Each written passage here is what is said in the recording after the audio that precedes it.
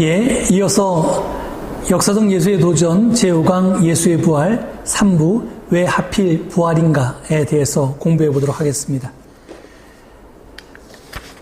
부활은 여러 은유들 가운데 하나라고 했습니다. 부활은 예수가 우리와 함께 계심, 즉 Jesus with us 라고 하는 경험에 대해서 그리스도인들이 생각할 수 있었던 여러 가지 방법들, 길들 가운데 단지 하나일 뿐이었습니다. 예를 들어서 예수가 우리와 함께 하심을 표현하는 좀 다른 표현이 지금 부활절 이야기에 나타나 있는 발현 이야기, 현현 이야기도 있고요.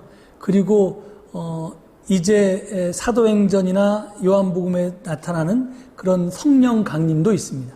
예수님이 우리와 함께 하심을 표현하는 다른 많은 은유들이 성경에는 존재합니다. 그런데 이 부활이라고 하는 것을 신약성서의 중심 주장이라고 강조한 사람이 있는데요. 그 사람은 바로 바울이었습니다. 부활이라고 하는 단어를 예수님께 적용시켜서 끌고 들어온 것은 바울입니다. 바울은 우리가 아까 소개한 부활절 이야기가 첫 번째로 소개된 마가복음의 집필연대가 70년대라고 한다면 바울은 이미 50년대에 예수님의 부활에 대해서 언급했는데요. 여러분도 잘 아시는 고린도전서 15장의 부활장에서 바울은 몸의 부활이라고 하는 개념을 변호하고 있는 것을 우리가 확인할 수 있습니다. 자, 왜 부활이었을까요? 예수님은 지난 시간에 예수의 죽음에서 살펴보았듯이 순교자로서 죽었습니다. 즉 예수님은 하나님의 정의를 위해 살았고 세상의 불의에 의해서 죽었습니다. 그러니까 십자가라고 하는 것은 세상이, 즉 세상 권세와 권력이 로마 제국과 유대교 당국자들이 예수를 거부했던 것입니다. 예수에게 노라고 선언한 것입니다. 여기에 비해서 부활은 그런 그를 하나님이 긍정한 것, 예스라고 한 것입니다. 달리 말하면 하나님은 예수를 거부한 세상에 대해서 노라고 말씀하신 것입니다. 그런데 하나님의 긍정은요, 결코 한 개인의 최고의 오름, 어센션이라고 하면 이게 예를 들어서 승천이라고 우리가 번역되는데요. 옛날에 구약의 엘리야나 또는 여러 흠없는 사람들이 하나님께 하늘로 들려 올라갔다는 기록이 있는데 그런 것이 이제 하나님께서 그의 삶을 이제 긍정했다라고 하는 최고의 표현입니다. 그래서 이 승천이나 고향이나라고 하는 것이 예수님께도 해당될 수 있었을 텐데요. 바울은 지금 그런 성경의 전통을 택한 것이 아니라 다른 전통을 택합니다. 최초로 집단적인 부활로 예수님의 함께하심을 선포했습니다. 그 이유는 하나님의 긍정을 넘어서 이 세상에 대한 하나님의 정의 실현이라고 해석했기 때문입니다. 그러니까 바울은 예수님을 하나님이 단순하게 긍정한 게 아니라 예수님을 통해서 하나님의 정의가 구현되었다, 이렇게 그 사건을 해석했기 때문에 부활이라고 하는 개념을 사용했던 것입니다. 특별히 바울은 몸의 부활에 대해서 이야기하는데요. 열성적인 바리새인들은 이 세대가 끝나기 전에, 이 세대가 끝날 때 하나님께서 의롭게 죽은 사람들을 부활시키실 것을 믿었습니다. 예를 들어서 마카비 전쟁 때 거룩한 전쟁을 수행하다가 그리스의 군대에 의해서 참혹하게 죽었던 의로운 사람들이 이 시대가 끝날 때 다시 부활할 것이다 라고 그들은 믿었다는 겁니다. 그래서 유대교 전통에는 몸의 부활에 대한 신앙이 있었는데 그 배경에는 바로 하나님의 세상 대청소가 임박했다라고 하는 묵시적 종말론이 자리 잡고 있습니다. 그런데 이 종말론에 해필 몸의 부활이 포함된 이유는 두 가지 이유가 있습니다. 하나는 일반적인 이유이고요. 다른 하나는 특수한 이유입니다. 일반적인 이유는 뭐냐면 이 땅의 모든 선한 피조물이 새로워지기 위해서는 몸의 부활이 요구되기 때문입니다. 새로워진 몸 없이 어떻게 새로워진 피조물이 가능하겠습니까? 그러니까 완전히 새롭게 시작하기 위해서 새로운 몸이 필요했다는 겁니다. 그리고 특수한 이유가 있었는데요. 특수한 이유는 아까 제가 언급한 기원전 160년대에 있었던 셀루코스 왕조에 의한 박해 기간에 벌어진 순교와 관계가 있습니다. 순교는 당연히 고문당한 몸과 관련이 있습니다. 그러니까 그들은 고문당하고 학살당하고 죽임당했습니다. 그들의 몸이 죽었던 것입니다. 그래서 하나님의 정의는 과거의 불의로 인해서 훼손된 몸이 미래에 변화된 몸으로 바뀌는 것을 필수적으로 요구합니다. 그 훼손된 몸이 회복되지 않고 어떻게 정의가 회복되었다고 말할 수 있겠습니까? 악이 청소되었다고 말할 수 있겠습니까? 그러니까 이런 이유로 몸의 부활이 꼭 필요했던 것입니다. 그래서 바울이 지금 몸의 부활을 이야기합니다. 그런데 바울은 단순히 몸의 부활만 이야기하는 것이 아니라 보편적인 부활, 제너럴 레저렉션에 대해서 이야기합니다. 그러니까 보편적인 부활이 시작되었다 이렇게 이야기하는데요.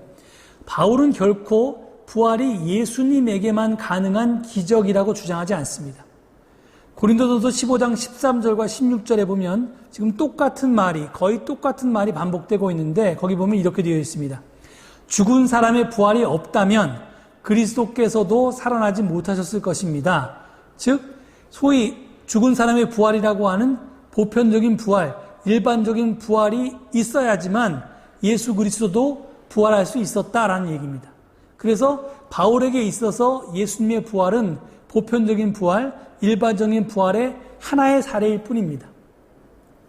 전향 이전에 열성적인 바리새인이었던 바울은 다메섹에서 예수를 만나서 그 예수를 만난 경험을 통해서 이제 부활한 예수를 만남을 통해서 예수는 분명히 십자가에서 죽었는데 내가 그 죽었던 예수를 살아있는 상태로 만나게 되니까 그것이 보편적인 부활이 이미 시작되었구나 하고 믿게 됩니다. 그래서 바울은 예수님에 대해서 잠든 자들의 첫 열매라고 이야기합니다. 고린도전서 15장 20절에서 이렇게 분명히 이야기하고 있죠. 그래서 예수는 부활한 유일한 사람이 아니라 단지 첫 번째 사람일 뿐입니다. 또한 같은 이유로 바울은 고린도전서 15장 14절과 17절 두 번에 걸쳐서 이런 말을 하는데요. 만약 그리스도께서 살아나지 않으셨다면 여러분의 믿음은 헛될 것입니다. 라고 이야기해서 소위 그 하나님 나라에 대한 믿음, 하나님의 정의에 대한 믿음, 하나님께서 이 악한 세상을 대청소하실 것이라고 하는 믿음은 보편적인 부활과 바로 연결되어 있기 때문에 종말론에 의해서 그래서 예수님이 부활한 것이 종말의 시작을 뜻했기 때문에 하나님의 세상 대청소가 이미 시작된 것을 뜻했기 때문에 우리의 믿음이 헛되지 않았다는 그런 표현입니다. 그래서 바울은 예수의 시체가 소생함에 관해서 말한 것이 아닙니다. 예수가 전적으로 새로운 존재 양식으로 현존함에 대해서 말하고 있습니다. 그래서 여기서 잠시 이 부활과 소생에 대해서 살펴보겠는데요. 그 전에 여러분 두 가지 그림을 좀 보여드리겠습니다. 그 첫 번째 예수님이 양손에 이렇게 누군가를 잡고 있는 모습은요. 한쪽에 있는 사람은 아담이고요. 한쪽에 있는 사람은 하와입니다. 지금 예수님께서 그 금요일날 십자가상에서 돌아가시고 토요일날 소위 스올로 지하 세계로 내려가서 사람들을 부활시킨다라고 하는 그런 것을 형상화한 모습입니다. 그러니까 지금 이 그림은 이스탄불에 있는 코라 성당에 있는 코라 교회죠. 그러니까 그리스 정교회니까요. 그 코라 교회의 천장에 있는 벽화인데요.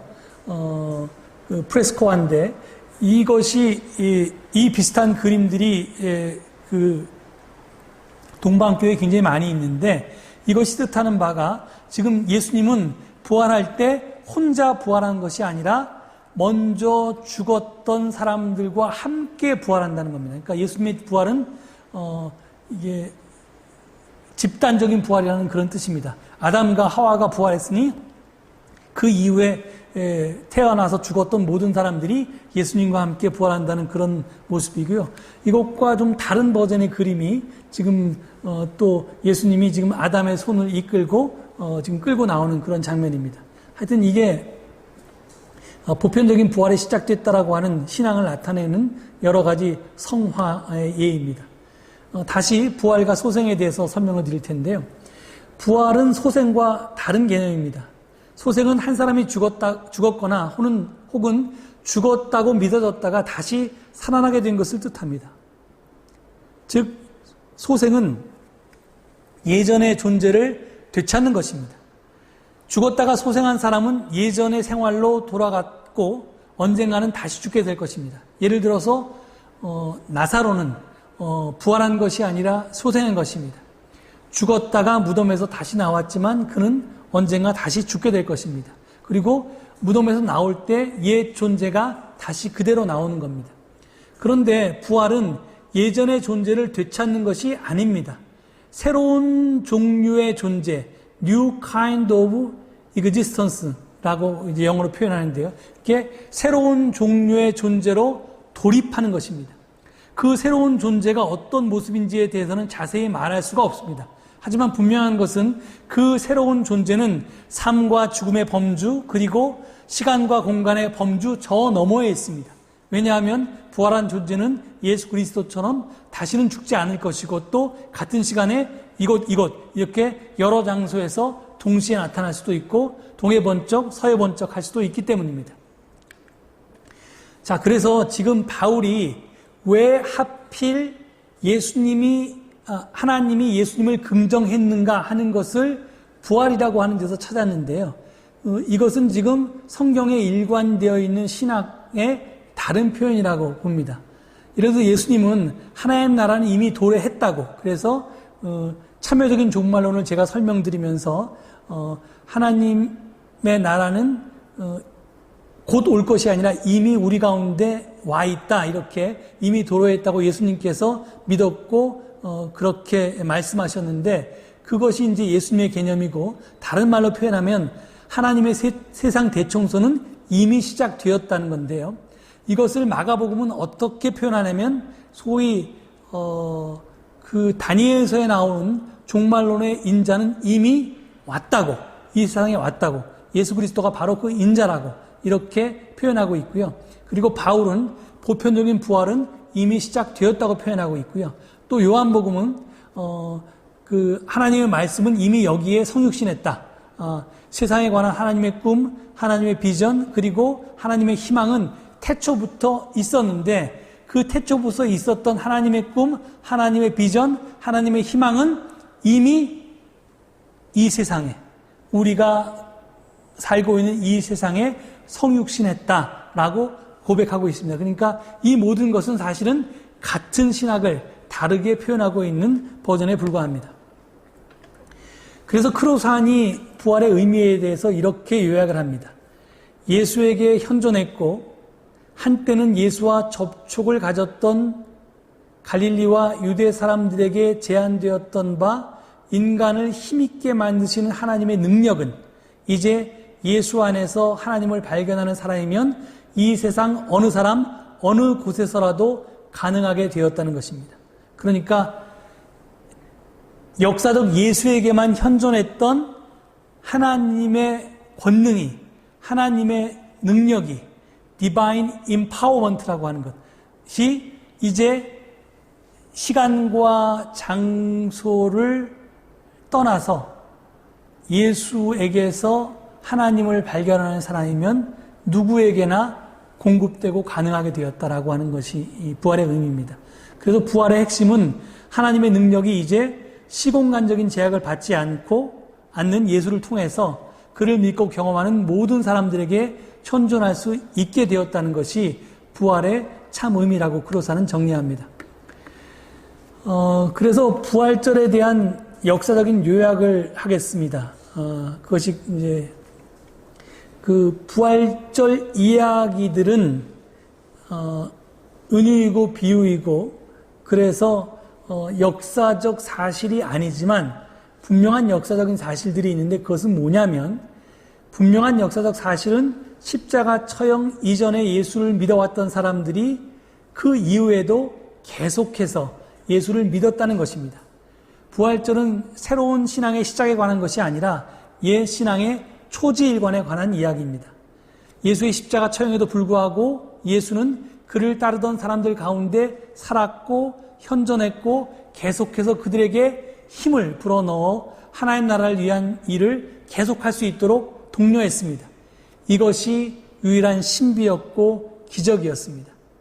움직일 수 없는 실제는 예수가 힘을 불어넣어서 치유자들이 되게 했고 열린 밥상에 초대했던 사람들은 예수의 비전과 계획을 계속해서 살아냈고 그러한 비전과 계획 속에서 그의 현존을 계속해서 경험했다는 것입니다. 바로 이것이 부활절입니다. 이것으로써 왜 부활인가에 대한 이야기를 마치고 다음 부활신앙에 대해 살펴보도록 하겠습니다.